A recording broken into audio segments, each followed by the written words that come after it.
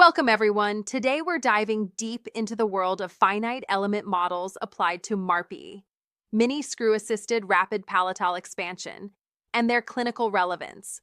It's a complex debate with lots of computational nuances and clinical insights. I'm really excited to get into this. So we're discussing how FEM is used to simulate craniofacial biomechanics in MARPE procedures, right? Exactly. It's all about how FEM models help us visualize stress distributions, displacement patterns, and even predict changes in sutures and bone while undergoing expansion. Yeah. But, there are several layers of complexity to it. Right? And one interesting aspect is the way these models rely on simplifications, isn't it?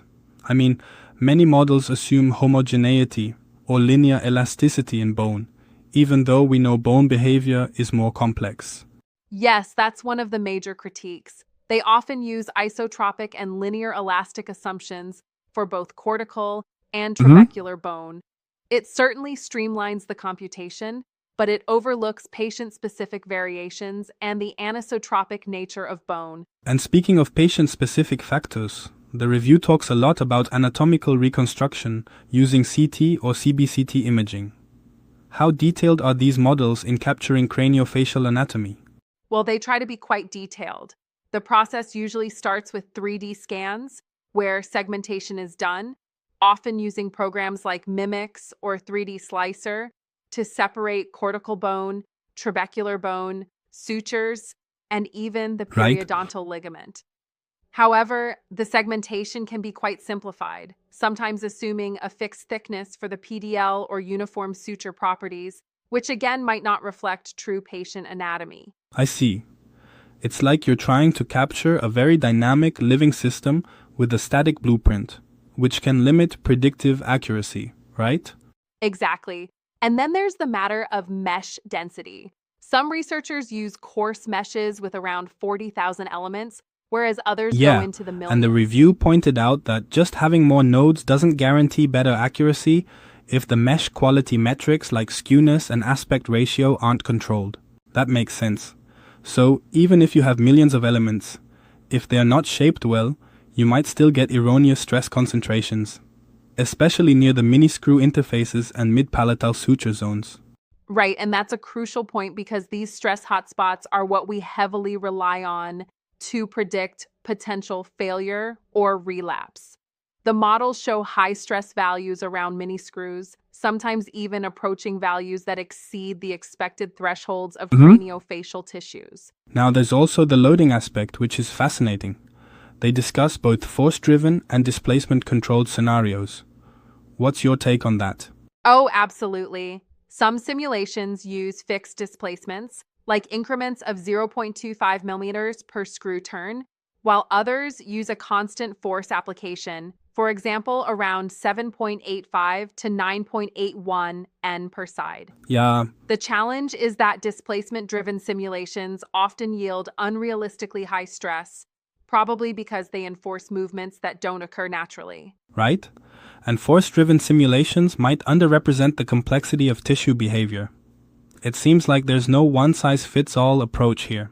Exactly. There's a balance required. In fact, the review suggests that future models should rely more on force-driven protocols, along with calibrated boundary conditions grounded on real anatomical data. Yeah, that would definitely help with aligning simulation results with clinical outcomes. Speaking of boundary conditions, I noticed that many studies rely on fixing points, like the foramen magnum, and sometimes the forehead to manage rigid body motions. What's the significance here? That's a critical modeling decision. By fixing points like the foramen magnum, the model stabilizes the cranial base, reducing the risk of unrealistic global movements during simulation. But here's a catch. Some argue that such constraints may impose too rigid a boundary, not truly reflecting in vivo scenarios where the skull can have a bit more compliance. So, there's a subtle critique there. Overstabilization that might produce stress values which aren't clinical reality. Persons. Exactly, and that's where experimental and clinical validations come into play. Unfortunately, very few of these simulations have direct experimental validations, Only a handful use clinical CBCT data or direct measurements to verify their models. And that seems problematic, because without proper validation, it's hard to know whether the predicted stress distributions and displacements will really translate to patient outcomes, right? Precisely. The review notes that while FEM is a great tool to explore digital simulations, its clinical translation is hampered by these simplified assumptions and the lack of longitudinal Indeed, data. and that's a call for more integrated studies linking computational models with real-world clinical follow-ups. Interesting. Now, what about the orthodontic device itself, the MARPE appliance? How is that modeled?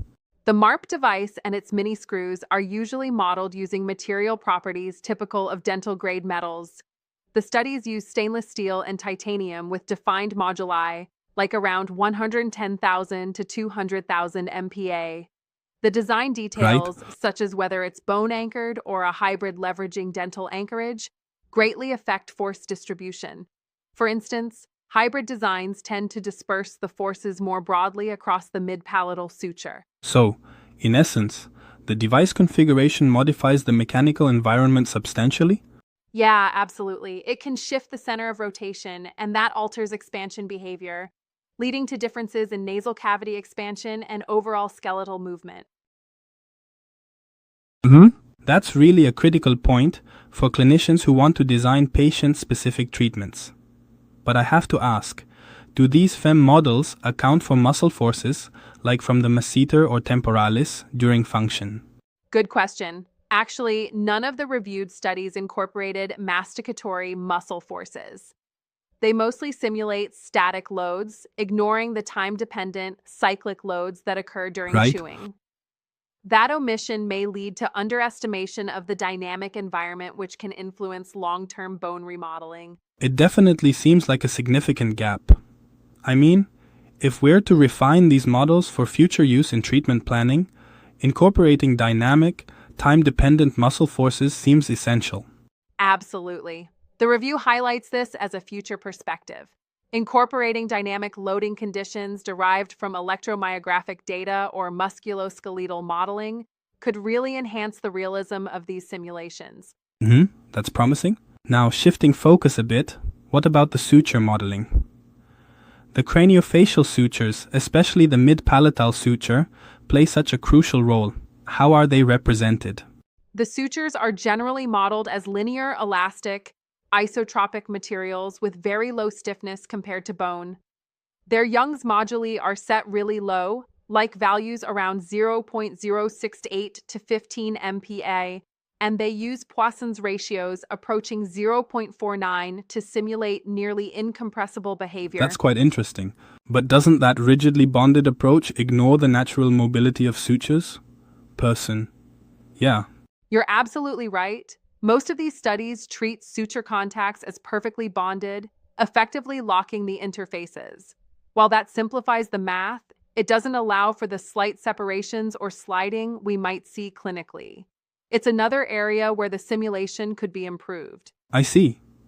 So, to really capture realistic behavior, future models would need more sophisticated contact definitions, perhaps including friction or even nonlinear viscoelastic behavior. Exactly, and that's one of the recommendations. Also, validating these models with experimental data, like micro-CT measurements, could help refine these contact models. Yep, validation is key. Let's talk a bit about the clinical implications. According to this review, what are the potential benefits and limitations of MARPE? Well, MARPE is touted as a non-surgical option for correcting maxillary transverse deficiencies, especially in adolescents and young adults. It tends to minimize unwanted dental effects, like tipping or root resorption, by anchoring forces in the skeletal structure. However, the effectiveness becomes less predictable in older patients, where the sutures are more fused and bone density plays a larger role. So, it sounds like patient selection is crucial. Factors like age, bone density, and even specific craniofacial anatomy all influence outcomes. Exactly. And that's why the review calls for more personalized FEM simulations that incorporate patient-specific imaging data, so orthodontists can make more informed decisions.